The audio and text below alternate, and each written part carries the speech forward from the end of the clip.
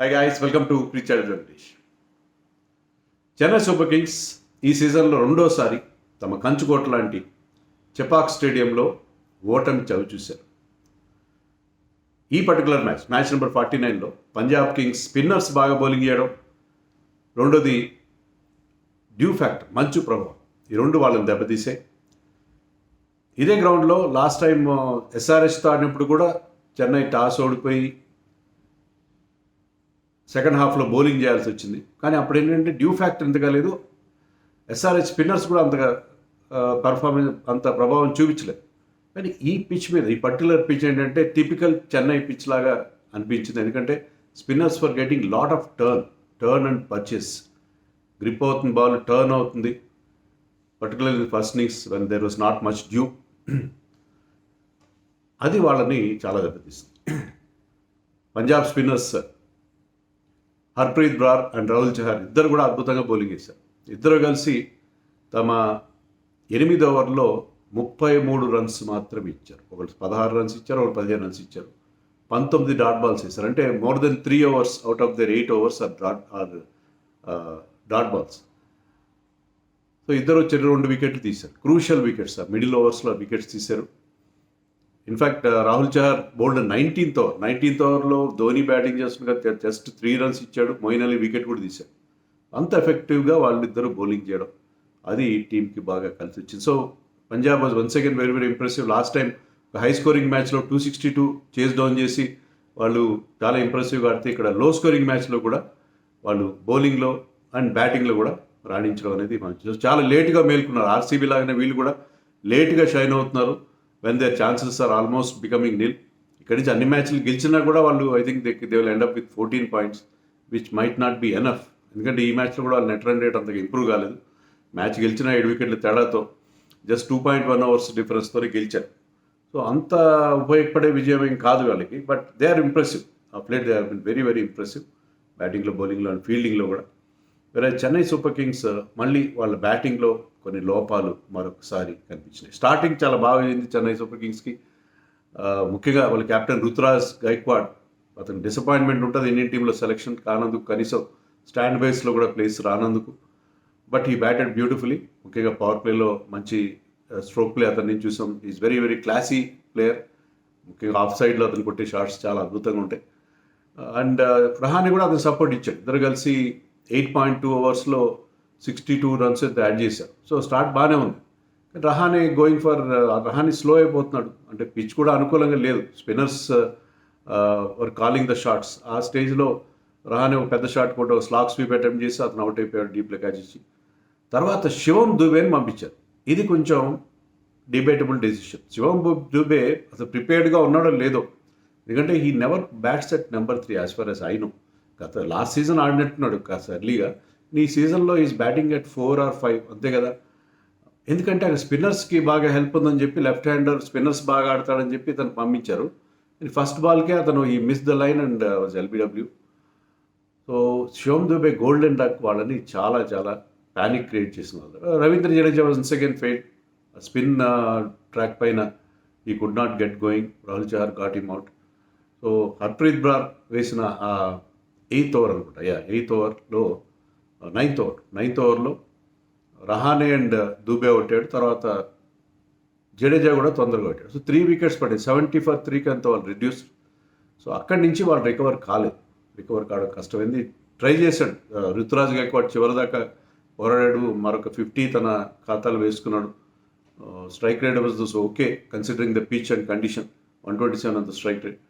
But అవతల end నుంచి అతనికి సరైన సపోర్ట్ దొరకలేదు. ఎవరు కూడా they could not get. Sameer Rizvi కానీ, తర్వాత మొయిన్ అలీ కానీ, ఎవరు కూడా మిచెల్ని చాలా లేట్గా పంపారు. ధోని ఎప్పటిలాగే 18th ఓవర్ 18th ఓవర్లో 18th ఓవర్ ఇంకా 1 బాల్ మిగిలిగా వచ్చాడు. ధోని కూడా ఒక 4 ఒక 6 కొట్టాడు, కానీ ఈ కుడ్ నాట్ గెట్ గోయింగ్. స్పిన్నర్స్కి మంచి గ్రిప్ అండ్ టర్న్ దొరుకుతుంది. ఇద్దరు కూడా చాలా స్లోగా వేశారు. They were getting the turn. ఒకనొక బాల్ రాహుల్ చహర్ వేసినప్పుడు ఒక leg break outside the leg stump నుంచి స్క్వేర్గా టర్న్ అయినప్పుడు I heard Jitesh Sharma the keeper saying Shane Warne అని చెప్పి. సో షేన్ వాన్ లాగా టర్న్ చేసావు అని చెప్పి మెచ్చుకున్నాడు తన బౌలర్. అంత బాగా టర్న్ అయింది. 3 degrees టర్న్ మనం ఈ సీజన్లో మొదటిసారిగా చూసాం. మామూలుగా ఏంటంటే చెన్నై ఎప్పుడు కూడా మిగతా వాళ్ళని తమ స్పిన్ బౌలింగ్ ప్రతాపంతో దెబ్బతీస్తుంది, కానీ చెన్నైకి they got the taste of their own medicine ఈ మ్యాచ్లో మాత్రం. ఆ స్పిన్నర్స్ అక్కడ తీసిన వికెట్స్ అది పూర్తిగా వాళ్ళు వెనక్కినట్టు. అయితే లాస్ట్లో ఏంటంటే రుతురాజ్ వల్ల కానీ ధోని 14 balls 15 runs అని చేశాడు. బట్ రన్అట్ అయ్యాడు లాస్ట్ బాల్కి. First time he got out in this tournament. So అతనికి ఎప్పటిలాగా మంచి రిసెప్షన్ లభించింది. విసిల్ పోడు గ్యాంగ్ అతన్ని మంచి వెల్కమ్ ఇచ్చారు. And when he got those 2 boundaries కూడా స్టేడియం వాళ్ళ హర్షధ్వానాలతో దద్దరిల్లిపోయింది. మామూలుగా ధోనికి ఆ రిసెప్షన్ అన్ని చోట్ల చూస్తున్నాం కదా, అదే అయింది. కానీ సమూహం వాళ్ళు బ్యాటింగ్ ఆర్డర్ మార్చేసి లెఫ్ట్ హ్యాండర్స్ ముందు పంపించడం ఇదంతా చేసి మిచెల్ని నెంబర్ 3లో పంపించుంటే వేరే ఉండేదేమో సిచ్యుయేషన్, నార్మల్ బ్యాటింగ్ లైన్లో వెళ్తే. కానీ ఎక్కువగా ఆలోచించి ఒక లెఫ్ట్ హ్యాండర్ పంపించాలి, దూబేని ముందు పంపించాలని పంపిస్తే Dube in is unaccustomed position could not get going. So దానివల్ల 162 మాత్రం వాళ్ళు బోర్డు మీద పెట్టగలిగారు. That was not enough. Match తర్వాత ఋతురాజ్ గైక్వాడ్ ఏమన్నాడంటే డ్యూ వల్ల ఒక 20-30 runs స్టార్ట్ అయిందా మీకు అంటే 20-30 కాదు 50-60 runs స్టార్ట్ అయ్యామని చెప్పి. నిజమే, అంత డ్యూ ఉంది. ఈ మధ్యకాలంలో ఎప్పుడు చూడలేదు. బాల్ని అనేక సందర్భాల్లో మార్చారు. ప్రతి బాల్ తర్వాత అందరి దగ్గర టవల్స్ కనిపించిన ప్రతి బాల్ తర్వాత they were wiping the ball. So Chennai spinners ineffective అనిపించారు. నో డౌట్ రాహుల్ చహర్ తన లాస్ట్ ఓవర్ వేసే టైంకి అప్పటి కూడా డ్యూ ఉంది, బట్ హీ బౌల్డ్ బ్యూటిఫుల్లీ. ముఖ్యంగా లెగ్ స్పిన్నర్స్ డ్యూ ఉంటే గ్రిప్ చేయడానికి చాలా ఇబ్బంది పడతారు. ఫింగర్ స్పిన్నర్స్ అయినా వాళ్ళు ఫింగర్స్తో హోల్డ్ చేస్తారు కాబట్టి వాళ్ళు కొంతని గ్రిప్ దొరుకుతుంది. లెగ్ స్పిన్నర్స్కి మరింత ఇబ్బంది అవుతుంది. అయినా కూడా ఈ bowled well. But Chennai spinners ఎవరు కూడా జడేజా కానీ మొయిన్ అలీ కానీ they could not create much impression. So Chennai was never in the picture. First wicket తొందరగా వచ్చింది, వాళ్ళు ప్రభిసింహన్ తొందరగా అవుట్ అయినప్పటికీ కూడా బేర్స్టో బ్యాటెడ్ బ్యూటిఫుల్లీ. అతను ఎప్పుడైతే లాస్ట్ మ్యాచ్లో ఫామ్లోకి వచ్చాడో బాగా బ్యాటింగ్ చేశాడు. గ్లీసన్ వచ్చాడు ఈ మ్యాచ్లో. పతిరానా అండ్ మరొకరు తుషార్ దేశ్పాండే ఇద్దరు కూడా ఈ ఇంజరీస్ వల్ల ఇల్నెస్ వల్ల ఆడలేదు మ్యాచ్లో. But Gleeson bowled first over very well. He was moving the ball lot. కానీ అతను సెకండ్ ఓవర్ వేసేసరికి బహుశా డ్యూ ఫ్యాక్టర్ వల్లేమో ball was not doing anything. He went for runs. First over చాలా ఎఫెక్టివ్గా అనిపించాడు. వాళ్ళ కంట్రీ మేట్ బేర్స్టోని చాలా ఇబ్బంది పెట్టాడు ఫస్ట్ ఓవర్లో, Richard Gleeson from England.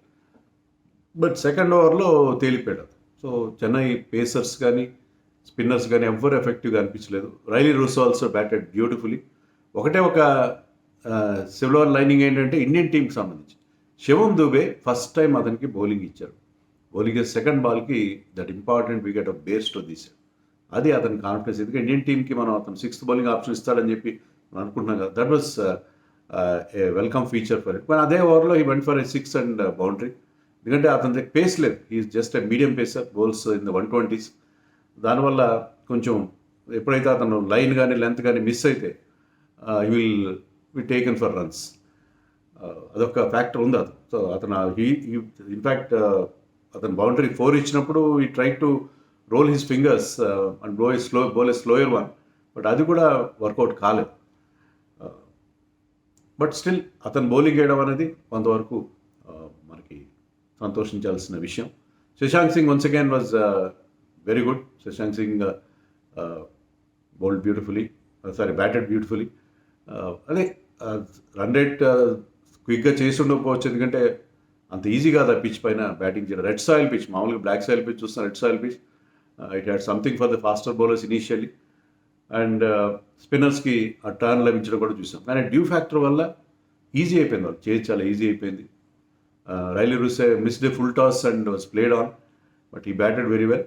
So once again ఇప్పుడు టీం వాళ్ళకి సెట్ అవుతున్నాయి. వీళ్ళకి కానీ ఆర్సీబీ కానీ లేట్గా వాళ్ళు రైట్ ప్లేయర్స్ని ఐడెంటిఫై చేయడం, ఫారిన్ ప్లేయర్స్ని పర్టికులర్లీ అనేది జరిగింది. So Sam Curran and Shashank Singh ఈజీగా వాళ్ళని విజయం వైపు తీసుకెళ్ళారు. సో చెన్నైకి డిసప్పాయింట్మెంట్, ఎందుకంటే వాళ్ళు 10 points ఉన్నాయి, ఇంకా 4 మ్యాచ్లు మిగిలి ఉన్నాయి. సో కనీసం 3 మ్యాచ్లు గెలవాలి. నెట్ రన్ రేట్ కూడా చూసుకోవాలి. So Sunrisers fans will be happy. రేపు సన్ రైజర్స్ ఆడుతున్నారు match against table top Rajasthan Royals. సో రేపు ఆ మ్యాచ్ గెలిస్తే వాళ్ళు చెన్నైని దాటుకుని ముందుకెళ్ళే అవకాశం. Chennai still in 4th place but రేపు సన్ రైజర్స్ గెలిస్తే వాళ్ళు ముందుకు వెళ్ళిపోతారు. సో చాలా క్రూషియల్ 2 పాయింట్స్ వస్తాయి. సో అది పరిస్థితి. బట్ ఒకటి నాకు అనిపిస్తుంది ఏంటంటే చెన్నైలో డ్యూ ఫ్యాక్టర్ ఇంత ఇంపార్టెంట్ రోల్ ప్లే చేస్తుంటే ఇక్కడే ఎలిమినేటర్ ఇక్కడే ఫైనల్ ఆడుతున్నాం. సో ఫైనల్లో కానీ ఎలిమినేటర్లో కానీ టాస్ అనేది చాలా ఇంపార్టెంట్ అయిపోతుంది. అది కొంచెం వరిసంగా ఉంది కదా.